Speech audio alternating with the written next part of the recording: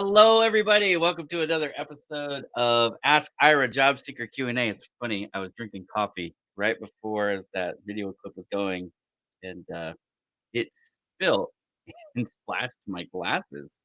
So, if you were ever wondering what does Ira look like without the glasses, here you go. That's probably more what you're used to seeing. And I got some questions about my bald head, or it's actually not exactly bald at the moment. There is a layer of fur over it, but it's frankly because my house is a construction disaster zone, and I just thought it would be easier not to shave for a while. So I've got the full beard going, and whatever this is, mop on top of my head, but it'll soon be gone. And I plan on cleaning myself up.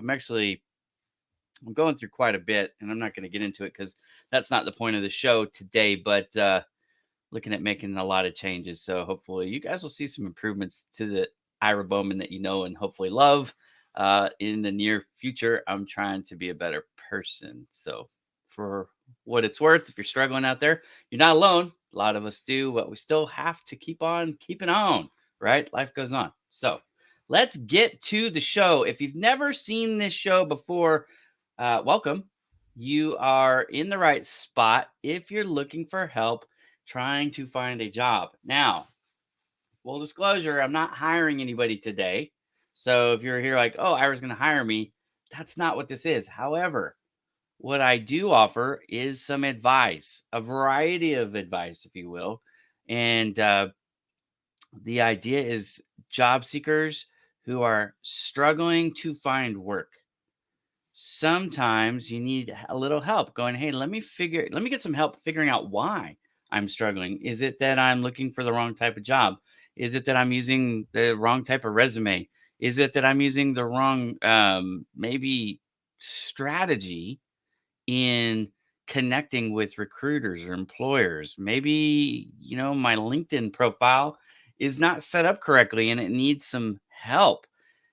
I offer advice on all those things and more. In fact, last week we did a whole special show.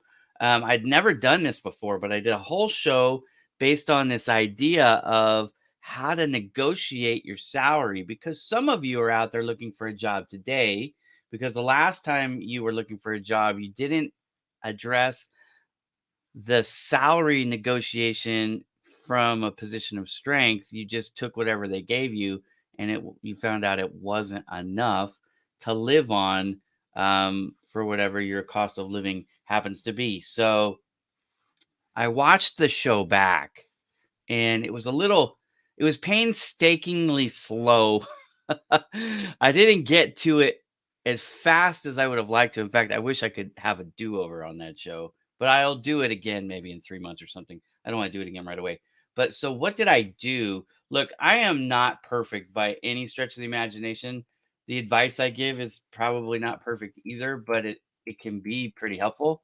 I wrote a blog. I took a lot of time to write this article, and it more expresses exactly what I wanted to say. There's really three things that you need to do in prep for salary negotiations, and then one thing that you do with the three preps that you do when you're in the interview process, if that makes sense, right? So there's three things prep wise that you do. I'm actually going to start the show out today while you guys are getting in line with your questions. If you have questions for the show, what you do is you just make a comment like Umar did here, and you ask the question, and then I will get you in. As soon as you ask questions, I'll answer them. There you go. How do you use your featured section to showcase your work? That is a great question. We will talk about that in just a second. That'll be the first question I answer. Thank you for that, Sabrina, and thank you for being here on the show from Facebook. We are live on 3 channels every Wednesday. We're live on YouTube, Facebook, and LinkedIn. Although I must caution you, I can't share links from Project Help You Grow on Facebook because Facebook, frankly, is retarded. And I don't mean that to insult people who have mental challenges and birth defects and things like that. I'm not talking about from that time. I'm talking about this is the legitimate use of the word retarded. Like, I am helping people for free with all kinds of assistance, strategies, assistance There's not a single ad on my website. Nothing is for sale, but Facebook has blocked the links. And that to me is the legitimate use of the word retarded, which I guess we could talk about, but I'm not trying to be insensitive to people with mental handicaps. Certainly not. But this is one of those things where I just don't understand. Project Help You Grow has been around for going on 5 years. This is our fifth year that we've been in operation. We've never charged anybody a single penny for any assistance, and yet I still can't put Project Help You Grow related rent links on Facebook. I just don't get it, but it is what it is. If you're on YouTube or on LinkedIn, I can post these links and you can click right on them if you want access to it. So what I'm going to do right now is share my screen. Here we go. Okay, I'm on Project Help You Grow. I'm on the blog page, but now I'm going to show you. This is the latest blog that I just put up. It's called Increase Your Pay 3-Step Salary Negotiation Playbook. So this is really the information that I was trying to get across. And I did get it across over the hour, but man, it took a while for me. It really did take a while for me to get it across. So if you want it like in a condensed version, the first step in my opinion, is to do an informational interview. I explain what it is on here, and I have other blogs that you can link to on Project Help You Grow that take it into more detail. If you've never heard of informational interview, but you do that, then you figure out your cost of living. Now, these don't have to be done in this order. It's just 1, 2, 3, right? But anyways, the second thing is figure out your cost of living, and I give you some. I made this little spreadsheet, that you can fill in the blanks if you don't already have something like this. But you really do need to know what your actual living expenses are, right? To do everything, not just mortgage and food and best case scenario. I mean, real life, because quality of life is important. A lot of people switch jobs because their jobs, frankly, don't allow them to live life in a comfortable way. And so they're looking for a better solution. Well, if you know what your comfortable life looks like and how much that costs, you can ask for, you can negotiate for what you need. The third step is to look up and print out salary information on the job itself. Now, a lot of job descriptions don't tell you the salary range that they're offering. And while that is frankly dumb, it is a reality in most cases. You're not going to know from the job description what they're offering and why, because it's a negotiation. You want to get paid as much as possible. They want to hire you for as little as possible. So there is a dance here, a negotiation that has to happen. But you can go in with some statistics that will help you point to average salaries and then cost of living and things in vertical markets and regions all vary, right? So you could have the same job. Let's say you're a marketing director in New York City, Chicago, LA, or I don't know, pick another city, Cincinnati, whatever, right? Each one of those markets is going to pay a different amount, right? It's going to bear a different amount. So you got to go in with data so that you know. Can we access the spreadsheet? Yeah. So the spreadsheet's in the spreadsheet is in the article. Find the what did I call this article? I called it Increase Your Pay.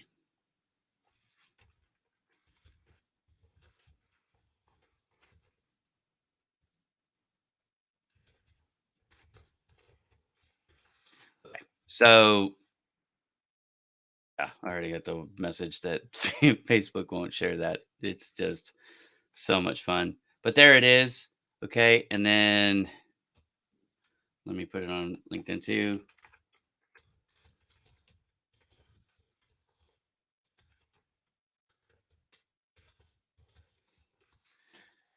So now I've got it on YouTube and LinkedIn. Like I said, Facebook won't accept it.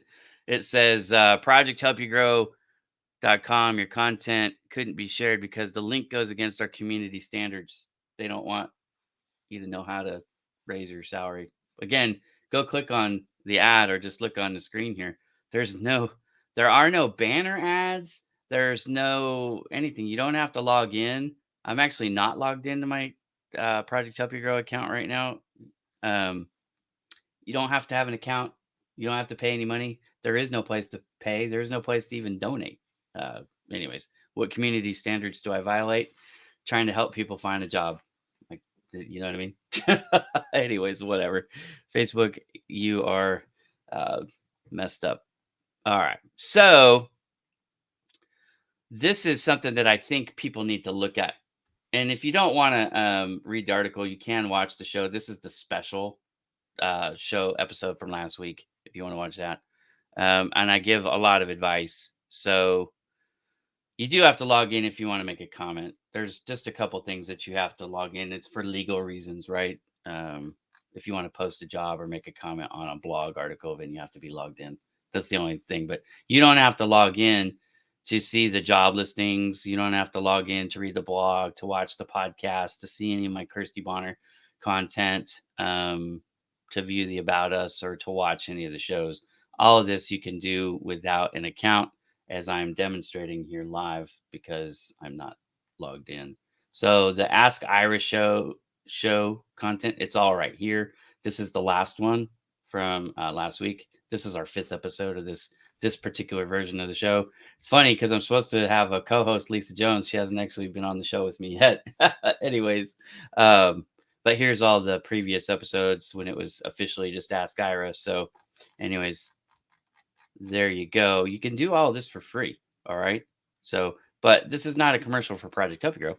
This is a way for you guys to get the help that you need finding a job. So, one of the things that you can do if you want to showcase your work, what would you want to showcase? Let's just start with that. Well, maybe you have a recommendation, a letter of recommendation from a former employer that you're not connected to on LinkedIn, but you have the letter of recommendation in a physical form or electronic form.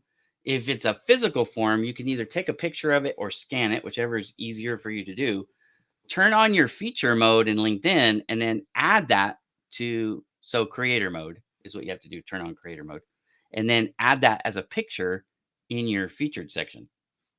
Why? Because there's somebody saying that you're good at, and auspiciously, you could link to their profile if you want, or you could just, let the letter speak for itself because I'm sure it was signed, right?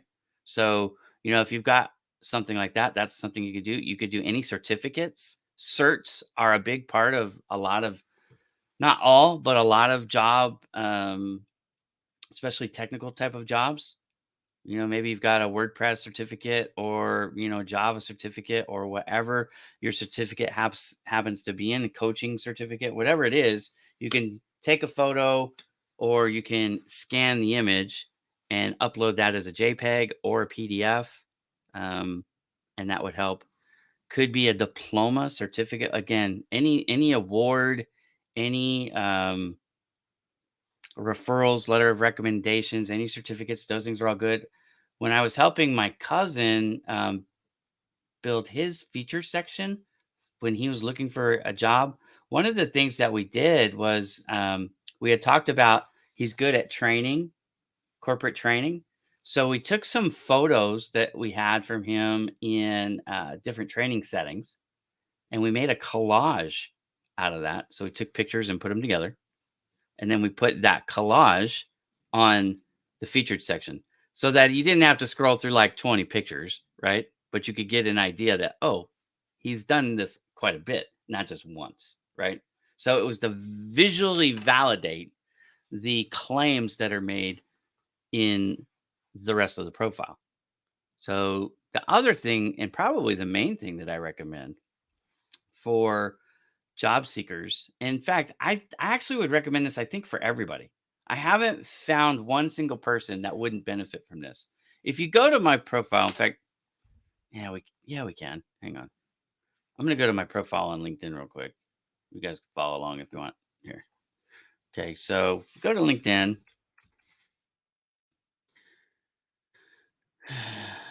And then we come down to me.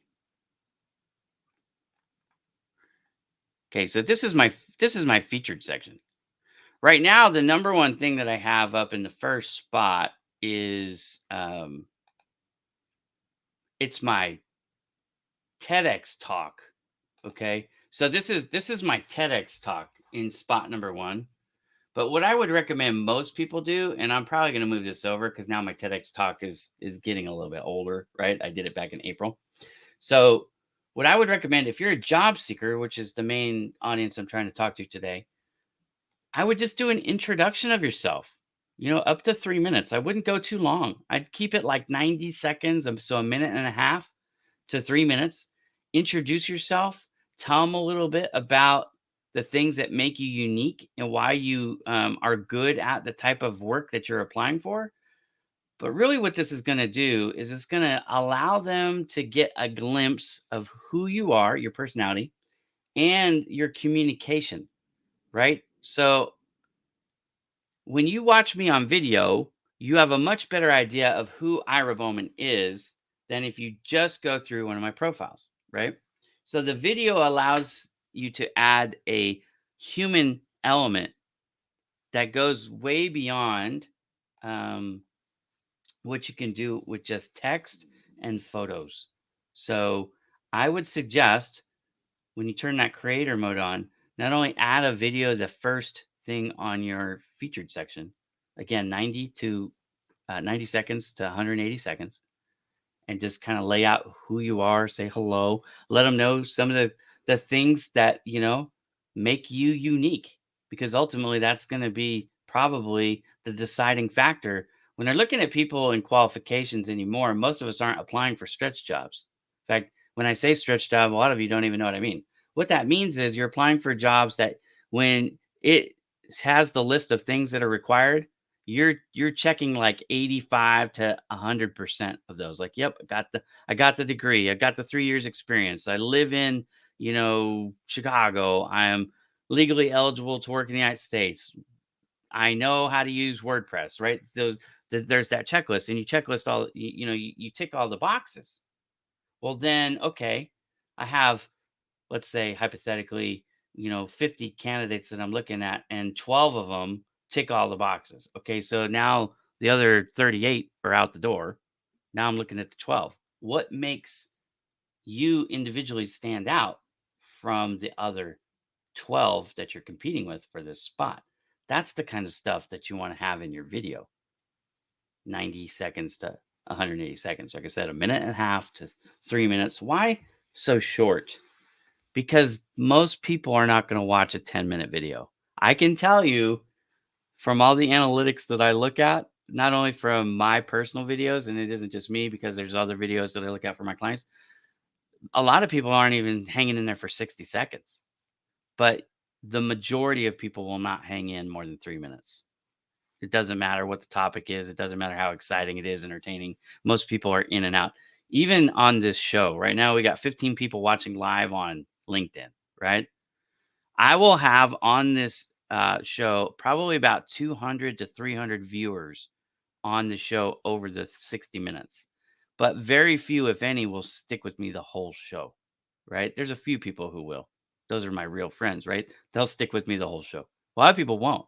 So when I go look at the analytics, it'll say like, 300 viewers, and it'll say like 1,000 minutes watched. What does that mean? The 300 viewers all averaged, just over 3 minutes per view. That's reality. So if you make a video that's too long, much of what you say in the video will get lost. So the reason why you keep it short is when they see it's only 3 minutes, let's say they average only 90 seconds per video, but they see it's only 3 minutes long. A lot of people go, okay, it's only 3 minutes. I'll hang in there. But when they see 10 minutes or 30 minutes or whatever, they're like, yeah.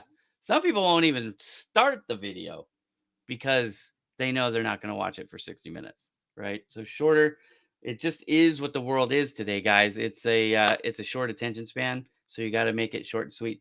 But that's the kind of advice that I would give for the featured section. Great question, Sabrina asked that. And then she said, how do you connect with recruiters? Recruiters are probably one of the easiest groups of people to connect with on LinkedIn. In my personal opinion, I'm connected to over 5,000. Well, actually, not anymore. I used to be connected to over 5,000 recruiters. I've actually been weeding a lot of them out. When I started Project Help You Grow, I was not a business owner, right? I was selling print equipment. I had a lot of open capacity because I hadn't reached the 30,000 limit yet on LinkedIn. I did that back in 2019. and I launched Project Help You Grow in 2018. So I reached out to recruiters and said, "Hey, would you like to connect? I've got this new philanthropy. I'm connecting job seekers to recruiters for free. You can put your job listings on my website service for free, and they can use it as an open source, and they still do. So many responded that way. But even I think the big thing with recruiters is some of them, not all of them, some of them won't want to connect with you if you're not in the field that they, um, let's say you're not an engineer and they specialize in working with computer engineering, right? Or whatever, it doesn't matter what type of engineering. But, if you're not an engineer, they're going to be like, why should we connect? Do you hire engineers? No, you don't hire engineers. Okay, well, why should we connect? Some people will still only connect with people that are in their space or that they perceive as somebody who can help them. And that really is short sighted. If you don't understand that, watch my TEDx talk. I know Sabrina, you get it, but there are a lot of people out there who still don't understand how LinkedIn actually works. So they won't connect. But it starts with communication, right? Now, I'm about to put out a post later today that's going to be talking about, are you turning off your network?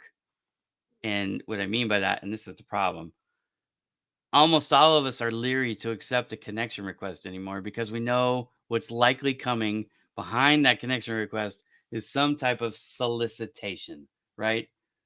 I call it spam. We're going to get a message, a sales pitch you don't want. And so that's making it leery. So, one of the things that I would say with recruiters is just be careful not to treat them like a meal ticket. Everybody should be treated like a person. We're all people. We're not necessarily all touchy feely folks. I'm certainly not, right? I mean, those of you who know me really well know that I can be kind of stoic and anyways, introverted, I guess is probably the word that I'm looking for there. But we're all people, and nobody wants to feel like they're being sold to or solicited, right? Even when they could benefit from the things because they don't know, like, and trust you yet. You just have to be careful how you approach people. So when you're approaching a recruiter that you really want to connect with, one of the ways that I suggest you can connect with anybody is support their posts, right? Don't send them a connection request. Don't send them a private message. Just start engaging with their content.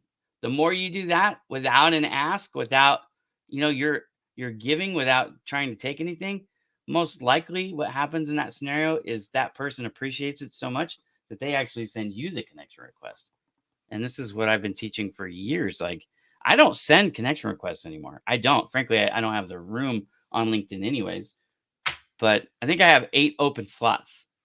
In fact, let's look real quick. We'll just pop quiz. How many open spots does Ira have right now? Yep, I got 8 open spots. Okay. So I save these now for clients. When I sign up new clients, I can add them, right? But there's a hard cap of 30,000. So once you get to 30,000, the only way to add more people is to eliminate or remove other people that you've already added. And that kind of is no fun. So sometimes you're reaching out to recruiters with a connection request and they simply can't take anymore. They don't have the room. But I will tell you this, for those people who engage with my content on a regular basis, they become my friends. And those people I make room for. I do that. Why? Because I guarantee you, I don't know all 29,992 people. I wish I did, but I don't. Right. So some of them I know, or I used to know, and I don't really know anymore, if that makes sense, right? Like you lose touch. And anyways, I put out a video the other day about how to make sure you don't miss out on. In fact, I could show you guys that too. How do you make sure you don't miss out on content from the creators that you or your connections that you really want to keep up with? My strategy has been for a long, long time. I've created a LinkedIn. I created a LinkedIn folder, and I put the profiles. Like if I want to go see Paula Goodman, my good friend Paula, right? I come here and I saved her right at posts, so it takes me right to her post, and you can see I've already engaged with this particular post that she put up a week ago. Right? She doesn't post every day. So some of my friends post more frequently, like Sohib. Sohib is another good person to follow, by the way, if you're a job seeker. He's out of the UAE, but he posts all kinds of good advice for job seekers. And so, anyways, I go to Sohib all the time. I don't need the feed to show me or to be reliant on the algorithm. I just take that control, and run with it. So, one of the ways that people get on this list, how do they get in this? Well, I've got my training group, I've got my tag list. These are people that when I used to tag people in posts, I asked them, "Hey, I used to put up posts. If you want to be tagged when I'm talking about, certain things, let me know and I'll add you to this list. And then when I make posts, I'll tag you. And so you wouldn't miss it." I don't really do that anymore, just in full disclosure. It feels like you're begging for attention, and I don't want to beg anybody for their attention. Um, so fall interns, these are the people that I had hired, um, or not hired, but I'd selected to be my interns for this fall interim. So I've got them in here, right, so that I can check in on their profiles. Like for example, one of my superstars this time around is Matthew, right? So I can go and check. And one of the things that I'm doing is I'm actually encouraging them to grow, right? So I keep track of their follower count every week, and it's the goal is to get them to 5,000 each or above by the end of the internship program, and they know why. I explain it in the program. But anyways, um, that's the answer to how you how you connect with recruiters. That was a long-winded answer. How to tell about gap in resume? Yeah, so gaps. This is a good question, and it kind of depends a little bit on how big the gap is and how many gaps you have. I actually don't think that one singular gap can be a problem. A lot of gaps aren't even real gaps. A gap is a year to me, right? And here's why. People go, and you need to understand this, everybody. If you're talking to a recruiter and they're asking you about a 3-month period or a 5-month period, 6-month period that you didn't work, that can simply be explained by the job search. The average job search pre COVID-19 was 6.5 months, 6.5 months.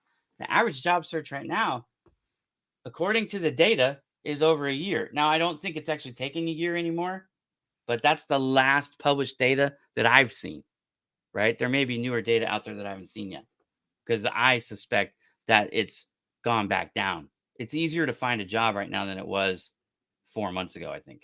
Okay. But a gap, so an actual gap has to be in a period of time that's longer than the average period of time to find a job. So some of you have gaps that aren't really gaps, if that makes sense. No explanation needed. Normal course of finding a job, it takes time. Okay. But if you have a period in your history where it's like a year or 2 years or 5 years or something like that, then you just have to, my opinion, is you have to explain it up front. That might be something that you put in your video. 90 seconds to 180 seconds. You answer it real fast, real short in a controlled way, and you move on. You put it in your cover letter and you move on so that they probably won't even ask you about it. It is something that if they're looking at the resume and you haven't addressed it, they might ask. But usually, if you address it in the cover letter when you submit your paperwork, they won't ask you about it because, frankly, they don't care. All they really want to know is that you're going to be able to do the job and you're sticking around. You're capable and you're there for the long haul. That's what most people want. The other thing, if they're being honest, they want to find somebody who isn't going to ruin their culture, and they want somebody, the culture, I'm talking about the work culture now. And usually they want to try and find somebody that's going to fit the budget, the best possible person to fit the budget, right? So if they've got budgeted $50,000 a year and you're willing to accept the offer at 36, they're getting you at a discount. See what I mean? So that could be a tiebreaker. But again, read my article on how to negotiate salary because you shouldn't be accepting if they've got budgeted 50 and you're accepting 36, you're not doing something right. Okay. So there we go. Keep it short and sweet, darn true. There is no doubt about that, Yumi. And Yumi, just so you know, this is how we're seeing your information on the show across. I can help you fix this real fast. What you do is you go into your settings on LinkedIn, and what you want to do is open it up to public and third parties. So that when people are Google searching or off LinkedIn, not connected to you, they can see your information. I see you fine. I know you have a picture on LinkedIn, but off of LinkedIn, this is how it shows up. And if you want it to show up off of LinkedIn, which I think you do, because, right, let's just be real. Most of us are not posting anything that isn't public for public consumption. Let's say it that way. We're not posting things that aren't for public consumption on LinkedIn, right? We're not trying to keep anything a secret. So just open it up. And especially if you're a job seeker, because job seekers, um, recruiters don't just use LinkedIn to look at you. They do use Google searches. They use all kinds of different tools to help find you. And you want to make sure that they can see you, and also that they don't assume that you just don't have a picture and you're antisocial or whatever. Like, you have a picture, it's a good profile photo. If I pull up your profile photo is nice. So, you've done a good job picking the profile photo. And again, we can't see your name either. So again, those are default settings. That's not something that you set up incorrectly. That's something that you just never opened up. And most people don't know that they need to. So I only bring it up because I don't have any other questions. So that begs the question now: do you have a job search related question? If you do, please put them in the comments. I don't care if you're watching on LinkedIn, Facebook, or YouTube. I can see the comments from all three via my StreamYard, and you put them in. I will answer them. In the meantime, while we're waiting, let me ask you this. When is the last time that you went through your LinkedIn profile and updated the content in it? Because I think that one mistake that people are making is they set their LinkedIn like once a long time ago and then never go in and update it. Well, there's all kinds of things that you can add and probably should add. Referrals, for example, right? There's endorsements. If you want to get found, if you want to get found on LinkedIn, one of the things, it's really underutilized. And I know when they put it in, it wasn't for this. It didn't serve this purpose at all. But one of the things that I love about LinkedIn is the skills and endorsements, right? So, for example, when I switched jobs and I went from the print industry over to the digital media industry, which, they're akin, but they're not the same. So some of the things that I had skills and endorsements for with the print business, I had hundreds of endorsements for. In fact, it was painful to get rid of them. But I didn't care to be discovered anymore necessarily for wide format printing, because even though I had 20 years of experience of wide format printing, I didn't really need to be found for it anymore because I'm not planning on ever going back. So what did I do? I deleted it and I added things like WordPress, because, we build websites on WordPress. So, one of the things that you can do is go through your skills and endorsements. One way to get them, back to Sabrina's question about how do you connect with recruiters. So same idea. If you have skills and endorsements and you want endorsements, you want your network to give you some endorsements. One thing that I do? I just go find people in my network that have skills and endorsements that I haven't already endorsed, that I feel comfortable in their skills endorsing, and I endorse them. I'm not saying just give everybody all 50, although you can. I really actually, because no recruiter I've talked to in the last 4 years actually looks at that stuff. They don't look at it. But the reason why you use it and the reason why you leave it there and the reason why you want to populate it is because LinkedIn SEO, right? The more endorsements you get for a skill set, when people are searching for that skill set in the search bar, the more likely you are to be up higher on the list, right? And so if there's 3,600 people that are in the list and you've got the skills endorsed more than they do, there's a good shot that you're going to be put higher on the list. Do you see what I mean?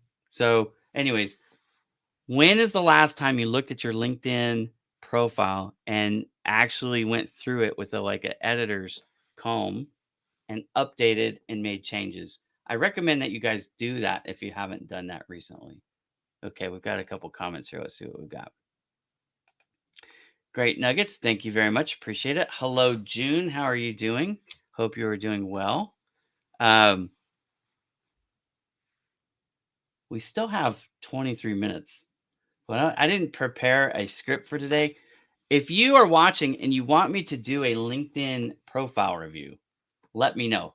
What will help me out is if you put a link to your profile review in the comments so I can just click on it. That would be really helpful. But I won't do one for anybody without their express permission. So you've got to put it in the comments. Hey, would you please go to my profile and, you know, do a profile review? But I will. What do I look at? I'll look at everything. I'll look at your photos. So your cover photo, your profile photo. I'll look at your headline.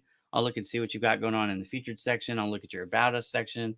I'll look at your how you've got your company information set up. I'll look at your referrals and recommendations. I'll look at your endorsements, your skill sets, your education. I will look at all of it and I will give you suggestions on what I think you could do. And I'll try to explain why, make the changes, right? One of the neat things about where I've been in my journey with social media is I've got a lot of experience not only setting up the LinkedIn profiles for businesses and individuals, but I've talked to a lot of recruiters and employers over the past 5 years about what they're looking for and how they use it from Recruiter Lite, which is a sales product and an extra product, like a premium product, if you will, that LinkedIn uses. But a lot of recruiters use it. So I can show you. Wow, this is a tough one, right? How do you stay afloat while job hunting? You know, it could be a lot of times it's humbling, but you know, you got to take a job like waiting tables or something. I did security. I've worked a lot of jobs after hours in full disclosure, right? Usually not while job searching, but you know, because I have 8 kids and you know, there's hospital bills that come up and things. You know, a lot of you know about this the health journey that my daughter Lizzie has been on over this past year, but that's just one, right? I've had other kids with other issues in the past, so a lot of times it's finding a job. Like in full disclosure, I was thinking about even taking a job here recently where I live is right outside of Greater Los Angeles. Well, I live in Greater Los Angeles, but I live outside of like the actual city, Los Angeles, by about 50 miles, right? So I'm not next door to LA. It's a 50-mile hike for me to get to downtown LA from my house. Um, where I am, however, there are a lot of these big box buildings. You know what I'm talking about? The big cement buildings where they back the trucks up and load them up. So I was looking at maybe taking a job as like a forklift operator or something like that, you know, where they pay like 24 to $30 an hour and you get some benefits um, to help pay for the things like this remodel and all the medical bills that my daughter's going through. But you could certainly do that, something like that, while you're looking for a job. What I did when I lost my job at, well, I'm not even going to name the company. You can go to my profile if you want to see who I used to work for when I got laid off here. When I started Bowman Digital Media was because I got laid off. But what I did with it originally, it wasn't necessarily to build a business, right? Like I wasn't trying to build an empire. I was trying to make sure I could pay my bills. So the term here is something called fractional work. In fact, if you're not familiar with fractional work, let me go back to Project Help You Grow here. And it's a little bit older blog. So let's see if it's on the first page now. It might be on page 2. Yeah, it's on page 2. So if we go to page 2, yep, it's the first one on page 2. So this is called increasing your income with fractional work. So what is fractional work? Fractional work is, in fact, here, let me put this link in the comments. I'm just going to put this on LinkedIn.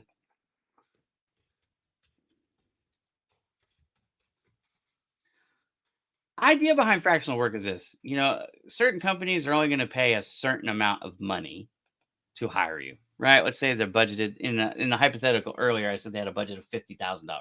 So let's say they have a budget of $50,000, but you have a cost of living. You went through my spreadsheet and you filled it out, and you're like, oh, I actually need to make $62,000 a year, right? Something like that.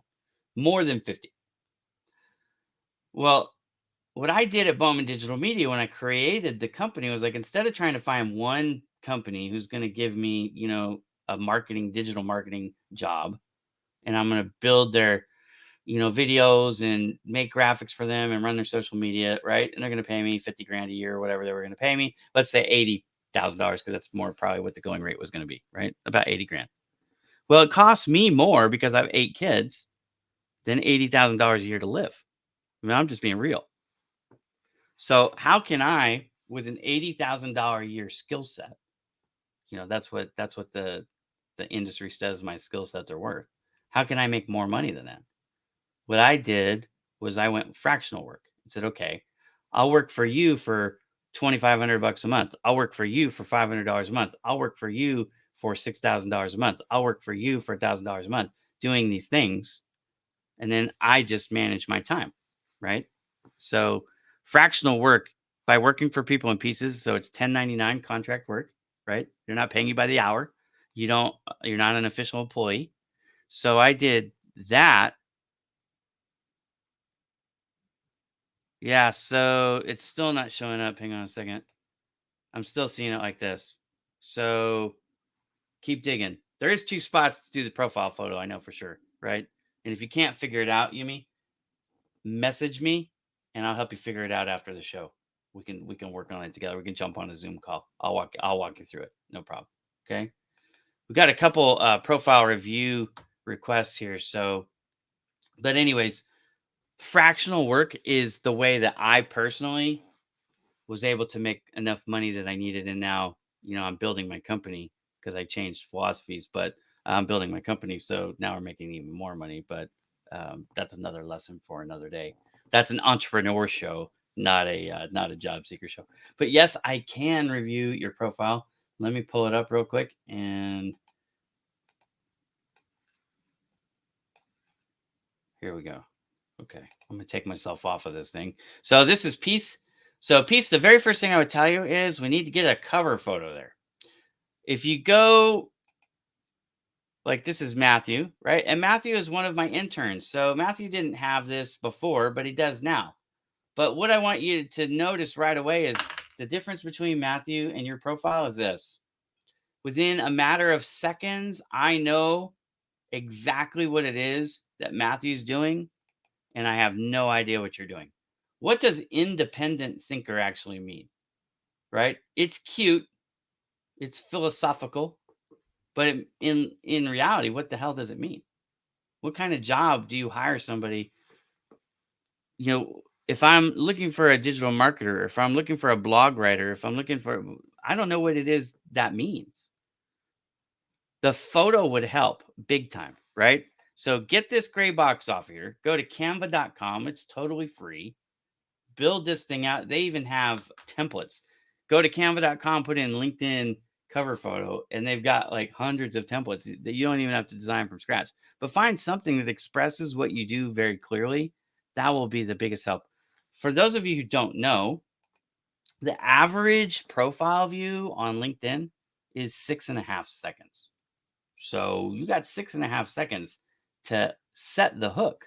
If you don't communicate to them a value proposition that's at least enough for them to go, okay, I'm going to hang in with this person here. I'm going to really look and see what Peace is up to. Right now, independent thinker might work on some people, but I'm guessing that for most people, they're going to go, right? Yeah. So I'm not saying you have to get rid of independent thinker. Let's go back to the profile here. I'm not saying you have to get rid of this, but add more to it for sure. Again, just to go back to Matthew, right? Digital marketing intern, knowledge manager, facilitator, operations and training, A plus, V2I, volunteer. He's got much more going on here, and he's got a lot more hooks in the water, if you will, to catch the fish. Okay. Now, he's got a good profile photo, and so do you. I think the difference here for me is, and again, this Matthew's, he's my intern, so he's getting advice straight from me. Notice that his zoom level is closer in. Here's why we do that. This is a psychological deal, but it's not that your profile photo is not professional. It certainly is. It's a nice background. You've got a good pose here. This isn't a selfie because your hands are folded there, so it's not a selfie photo, right? So it's good in a lot of ways, but here's what's bad about it. When I go to meet you in person, piece, I'm not really going to recognize you because you're zoomed far enough out that I really can't make out the features of your face. So what you want to do psychologically is you want to zoom in closer to your face, like Matthew did here, right? So that when you meet them in person, and this is another reason why, guys, you need to update your profiles all the time. Don't use a picture that's 10 years old, especially if your face has changed, your hair style has changed, your glasses, in my case, have changed, whatever. Because when they see you in person, you want them to recognize you from the photo, right?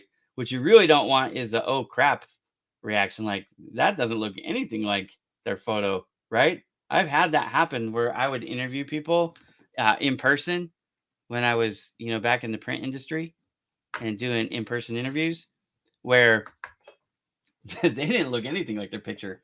In fact, one of my old coworkers used to be a model. This is neither here nor there. He was a male model back in like the 70s. And so he still had, and this was back in before 2010, but after the year 2000, right? So it was like 30 to 40 years later. He still had that as his profile photo. And I'm like, dude, nobody knows that. That looks like it could be your grandson, not you. Anyways, I digress. But zoom in, right? So look how Matthew did it. We already showed my profile, but I'll go back and pull mine up again so you can see.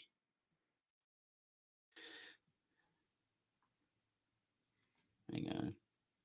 I just like to show people, right? Like, see how close I am. I'm zoomed in actually even more than Matthew is. And here's my friend Michael. See, he's zoomed in real close too. My friend Erin, she's a little bit further back there, but same idea. You just want them to really be able to see. There's Russ Johns. If you look at all the best profile photos, Derek Byers, these are ones that they're zoomed in closer.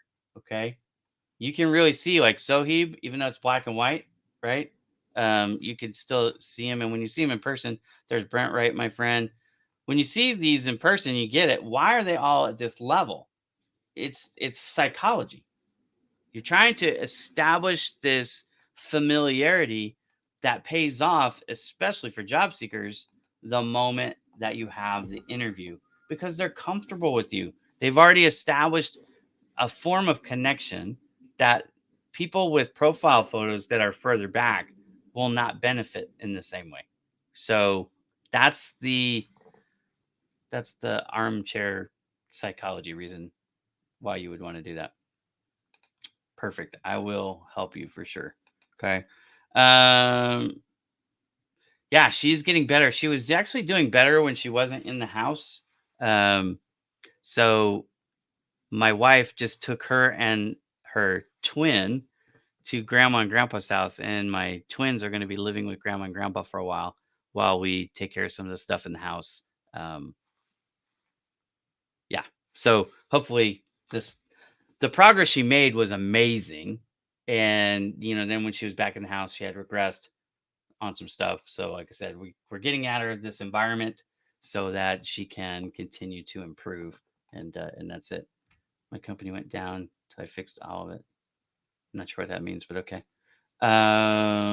Problem. Where do you find fractional work? Great question. Okay. If you're a job seeker and you're like, hey, I like this idea. Now, what I did in full disclosure, because I built my network, I just started posting on LinkedIn. Like, hey, you need somebody to help run your business social media. You want somebody to make graphics for you. You want somebody to build a website for you. Like, I'm available.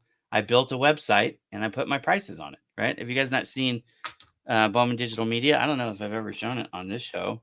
So BowmanDigitalMedia.com.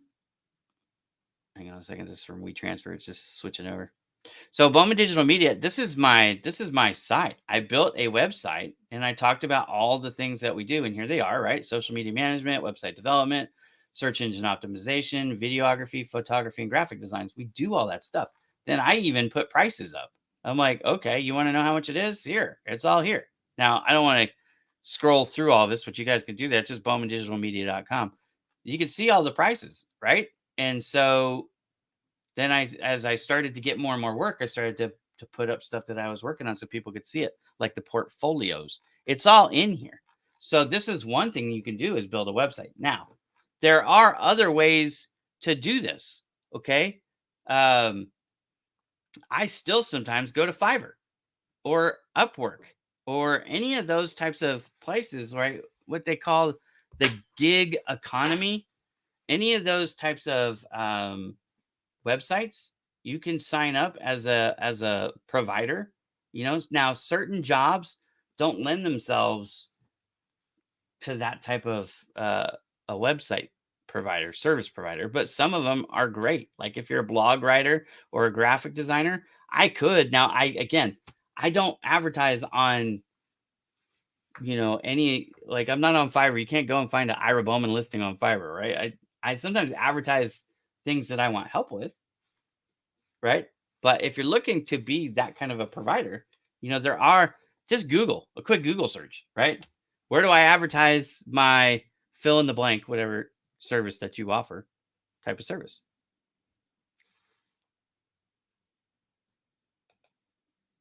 Is the webinar over? I'm not sure. You're talking about this show? No, the show's not quite over yet. We're at 53 minutes. We still got 6 minutes left. So it's still alive. But LinkedIn has been having troubles over the last few weeks with all the live shows. And I'm not sure if it's a StreamYard issue or if it's a LinkedIn issue, but on Facebook and on YouTube, it's been working fine. So it makes me think that it's a LinkedIn issue, but who knows?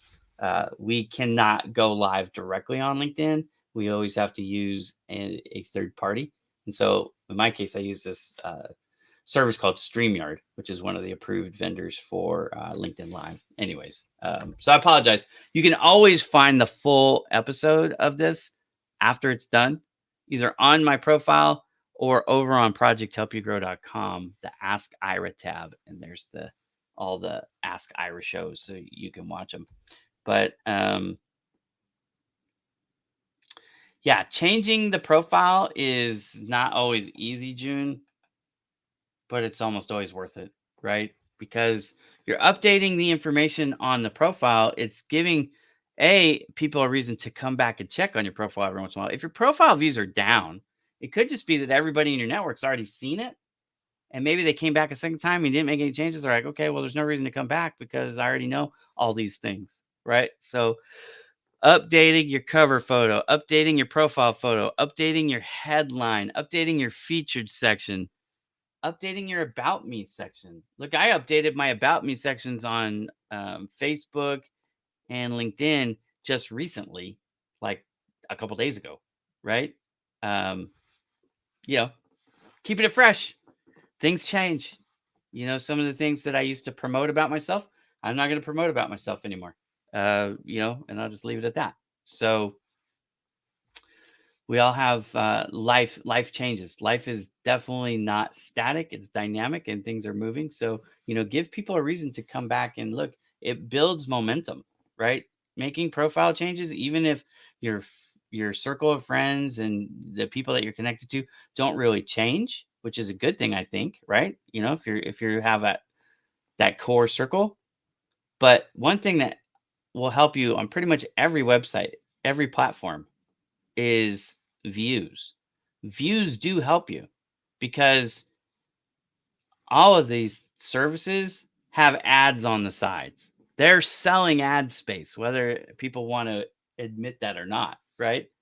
They're going to promote the profiles of the people that help them sell the most ads always, right? We can like it or dislike it, but I mean, that's the opportunity cost.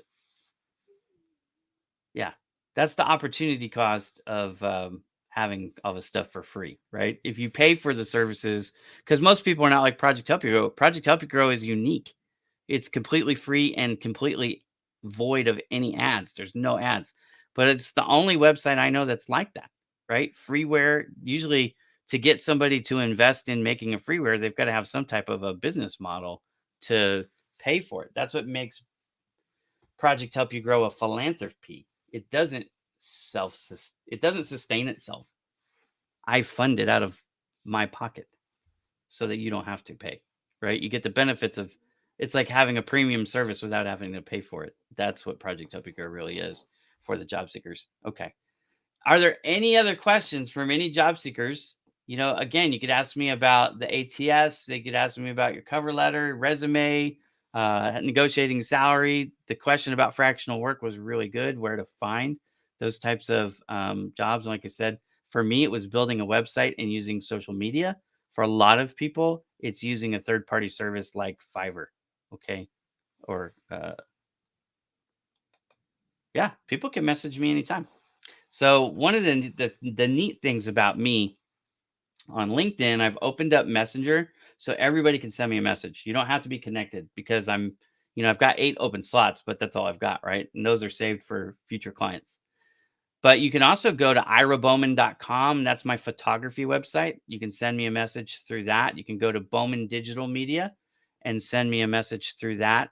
You could go to Project Help You Grow and send me a message through that. I have 3 of my own websites, right? So irabowman.com, that's just my name. You can see all my photography work if you like. Bowman Digital Media is how I actually make my money. That's how I pay my bills. And that's just bowmandigitalmedia.com. And then there's the job search assistance philanthropy called Project Help You Grow. And Project Help You Grow, you can just send the email to info@projecthelpyougrow.com, or you can even send it to ira@projecthelpyougrow.com. Either way it gets to me, doesn't matter. So, okay. Yes, you can certainly send me a message. I'm happy to answer it. Now, I don't respond to every single message because sometimes people are just trying to sell me stuff and I ain't got time for that.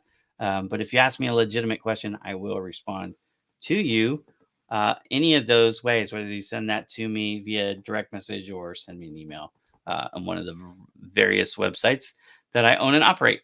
Okay. I talked to Lisa Jones today, a few hours ago, and she's a little under the weather, but she said she's going to really try to make the show. Hopefully, she will for the first time.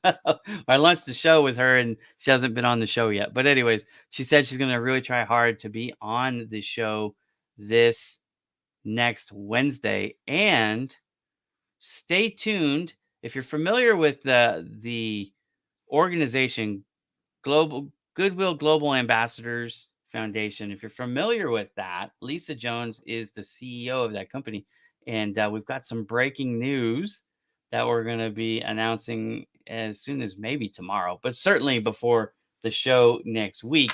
And stay tuned for that because I'm kind of excited. Here's a hint: I have something to do with the news. But but anyways, we might talk about that next week too on the show if she joins us. But thank you so much for joining Sabrina, who was on LinkedIn and now is over on Facebook, probably because LinkedIn was having issues.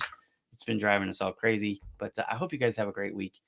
If you need job search assistance, don't be afraid to reach out to me. But you can always get the free help on projecthelpyougrow.com. That's available around the world. It works everywhere. As long as if you're watching this show, it works where you are. Okay. But there's job listings, there's videos that you can watch, there are blogs that you can read and get a lot of strategy. You can make a candidate profile, but you don't have to. In fact, I tell people, I'm not necessarily a proponent of making a candidate profile because of the ATS. Like, I don't want them to pull down a generic master resume.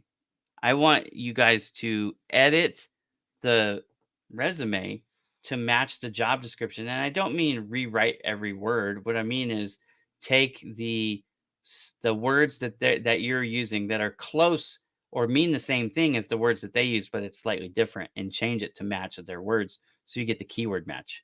Because the chances of you doing a keyword match off of a master resume is very, very small. And so you're not really giving yourself a chance to earn the interview. You're really just getting written off Because a lot of those times when you apply for a job or they consider you for a job and you don't get it, then what do they say? You don't need to apply to any new jobs for 6 months because we've already got your resume on file. And what that really means is you're not getting a job from us for the next 6 months, right?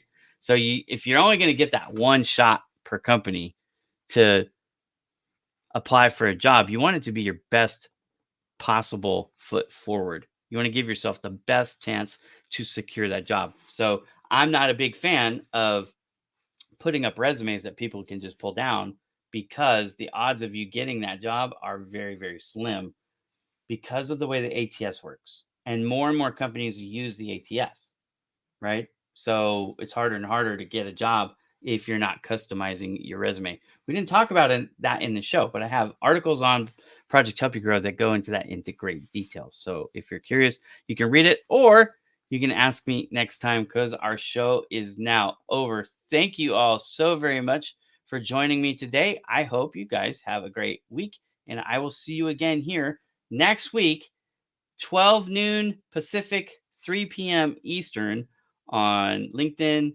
YouTube, and even Facebook, even though they don't let me share my projecthelpyougrow.com links. Have a great day, everybody.